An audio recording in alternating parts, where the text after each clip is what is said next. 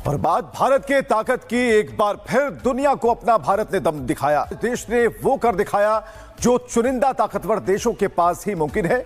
DRDO ने कामयाबी हासिल की है। एक खबर जो पाकिस्तान के तमाम तरह पॉलिटिकल लैंडस्केप को मैसिवली डोमिनेट कर रही है। सबसे ज्यादा डिस्कस होने वाली खबर है पाकिस्तान के सोशल मीडिया पर और पाकिस्तान के प्राइम टेलीविजन पर भी, और जो इसके क्लिप्स हैं, जो इसके ऑप्टिक्स हैं, वो बहुत ज्यादा वायरल हैं। इंडिया ने जंगों का मंजरनामा बदल दिया है, नई निजाम को बदल दिया है। भारत ने रक्षा क्षेत्र में एक और नया इतिहास रच दिया। आत्मनिर्भर भारत अभियान के तहत डीआरडीओ और द्वीपार डिफेंस ने मिलकर तैयार की है भारत की पहली स्वदेशी बैटल राइफल युग्राम U51। मात्र 100 दिनों में कॉन्सेप्ट से प्रोटोटाइप बनकर तैयार होने वाली इस राइफल ने सेना और गृह मंत्रालय के सारे कड़े टेस्ट पास कर लिए हैं। जहां आमतौर पर सैनिक 5.56 mm की इंसास राइफल का इस्तेमाल करते थे, वहीं अब वो युग्राम U51 में घातक 7.62 into 51 mm की भारी बुलेट लगती है, जो दुश्मन को एक ही झटके में ढेर कर सकती है। बेहतरीन जंगी हिकमत अमली, जदीद तरीन हथियारों और वॉर टेक्नोलॉजी की भरपूर सलाहियतों के सबब भारत दुनिया भर में जंगी माहिर के तौर पर उभर कर सामने आया है।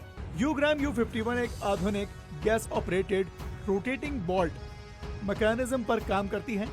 जब गोली चलती है तो बैरल से निकलने वाली गैस पिस्टन को पीछे धकेलती है, जिससे बोल्ट घूमकर अनलॉक होता है, खाली खोखा बाहर गिरता है और मैगजीन से नया राउंड तुरंत चेंबर में लोड हो जाता है। और यही बात भारत ने पावर कराई है, ना सिर्फ पाकिस्तान को बल्कि पूरी दुनिया को, कि अगर हमारी जिंदगी पे किसी ने हाथ डाला तो फिर हम रिटेलिएट करेंगे।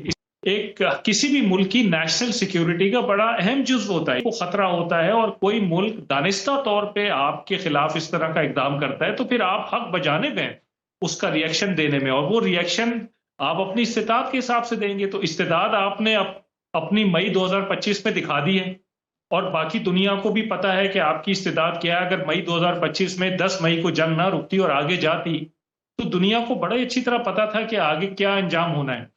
आइए देखते हैं ये भारतीय हथियार AK-47 को कैसे पछाड़ता है। पहला और सबसे बड़ा अंतर है इनकी गोलियों की ताकत।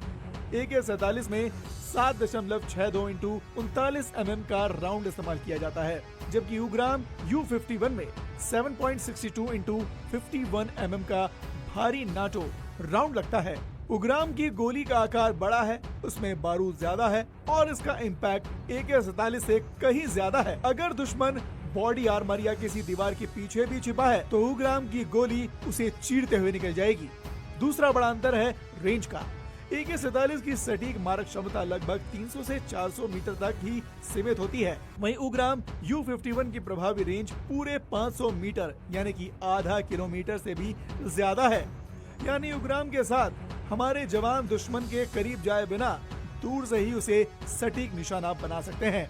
नाज़रीन, जैसे हमने पहले अर्ज़ किया था कि हम मोदी साहब का जो आर्डील है इस पर तो बात करेंगे, लेकिन इसको पर्सपेक्टिव में रखने के लिए दो स्टोरीज हम ब्रीफली इसको टच करेंगे और फिर बताएंगे कि ये मंजर जो बार बार हम इस प्लेटफॉर्म से एक प्रेडिक्शन तो नहीं कहनी चाहिए। दोस्तों, एक सवाल है कि क्या पाकिस्तान आज तक वाकई नरेंद्र मोदी को समझ सका है? हम रीड ही नहीं कहे नरेंद्र। हम आज तक कोई पाकिस्तान के अंदर शख्स नहीं है जो ये समझे और ये कहे कि मैं नरेंद्र मोदी को समझता हूं या रीड करके। नहीं करते आप नहीं कर सकते रीड उनको। आपको कुछ समझ नहीं है कि वो क्या कर रहा है। 2019 से लेकर 24 तक इन बिटवीन पाकिस्तान के हालात खराब हो गए। हम नरेंद्र मोदी को नहीं स्टडी कर पाए कि ये बंदा क्या करने जा रहा है, इसका प्लान क्या है, उसकी पार्टी के मैनिफेस्टो को नहीं समझ पाए और उसकी पॉपुलैरिटी को नहीं लिंक कर सके उस मैनिफेस्टो के साथ। इंडिया की जो ग्लोबल एस्पिरेशंस है, इंडिया की जो ग्लोबल रीच है, इंडिया का जो ग्लोबल फोकस है, उसको हम स्टडी नहीं कर पाए। हम नहीं समझ सके, हम इसकी अंडरस्टैंडिंग ही नहीं हमें हुई कि ये होगा क्या। हमें इसकी बिल्कुल अंडरस्टैंडिंग नहीं हुई। हम इंतजार करते रहे। हमने कहा अभी हालात बेहतर होंगे, कल हालात बेहतर होंगे, सुबह होंगे, परसों होंगे, और फिर बैक चैनल टॉक्स भी फेल हो गई, क्योंकि उस वक्त इमरान खान पाकिस्तान में अनपॉपुलर थे। उन्होंने कहा मैंने मोदी से बात ही नहीं करनी। जनरल बाजवा मोदी से बात करना चाहते थे। मोदी को हमने फिर वहां पे कहा जाता है डिच भी किया। वो भी मोदी का ट्रस्ट टूट गया। वो कहते, इंडियंस कहते हैं कि हमने आपको मौका दिया, हम क्या कहते हैं कि हमारे वज़ीर आज़म ने कहा उस वक्त कि नहीं, मेरी पॉपुलैरिटी नहीं है, मोदी को यहाँ नहीं आना चाहिए। उस वक्त मोदी आ जाते तो उन्होंने बलोचिस्तान मंदिर में जाना था, कराची में हाथ हिलाने थे, इन्होंने मोहाली में इलेक्शन जीतने वो मैच देखने जाना था और मामला बेहतर हो जाने थे। इमरान खान ने वो सारा डॉज किया। इमरान खान ने जो डॉज किया, उस डॉज पे आप अंदाज़ा लगा लें कि आइंदा फिर हालात ख़राब हो गए। और अभी आता है 2025-24, नरेंद्र मोदी फिर इलेक्शन जीतते हैं। हम मोदी साहब को नहीं समझ पाए कि वो क्या करने जा रहा है। अब फिर कश्मीर में हालात ख़राब हो गए। जब कश्मीर में हालात ख़राब हुए तो क्या अब हमारे पास क्या चॉइस है? अब क्या होगा? अब वो क्या कहते हैं? वो कहते हैं कि हम आपको आइडेंटिफाई करेंगे, आपको ढूंढेंगे और आपको कत्ल करेंगे। आप दुनिया के आखिरी कोने में भी हुए तो आपको, अब वो आपके बारे में ये प्लान करके बैठे हैं, क्योंकि उनको पता है कि वो अरब ममालिक जो आपके दोस्त होते थे वो आज भारत के दोस्त हैं।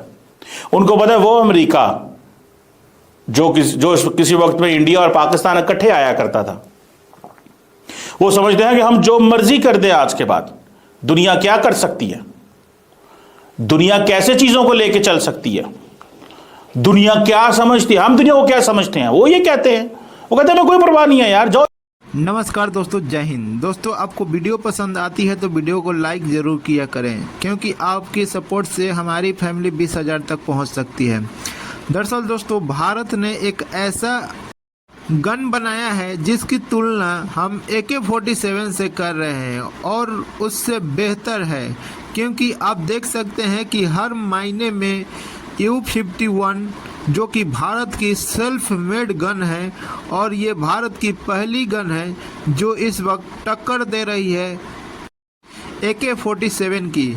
दरअसल दोस्तों, भारत जिस तरह से इस क्षेत्र में आगे बढ़ रहा है हथियार बनाने के क्षेत्र में, आप देख सकते हैं कि भारत बहुत जल्द विश्व की सबसे बड़ी डिफेंस हब बनने वाला है, क्योंकि जहां पहले कल भारत कोई भी छोटी चीज़ें खरीदने के लिए बाहर पर निर्भर था, आज खुद बना रहा है। दोस्तों, वीडियो पसंद, वीडियो को लाइक करें, शेयर करें और इस चैनल को जरूर सब्सक्राइब करें। जो करना कर लो, जिसने जो करना कर लो।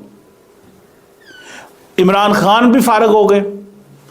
2014 से लेके 19 तक भी हम रीड ना कर सके, 19 से 24 का टाइम भी जाया हो गया, 25 में एक नई चीज आ गई है। अब उन्होंने इंडस वाटर ट्रीटी, अब वो कहते हैं बूंद बूंद पानी के लिए तरसोगे। क्या प्लानिंग है आपकी? आपकी प्लानिंग 2025 में यह है कि मोदी साहब को हम कहेंगे यूएई से कहलवाएंगे, हम सऊदी अरब से कहलवाएंगे, हम अमेरिका से कहलाएंगे। भाई यूएई, सऊदी अरब, अमेरिका, ये तमाम ममालिक they can not play any role now.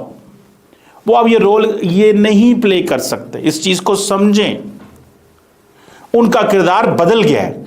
कभी हम डिच करते हैं और कभी वो कहते हैं कि नहीं माननी हमने बात, कहते नहीं माननी हमने अमेरिकी सदर की बात, नहीं मान।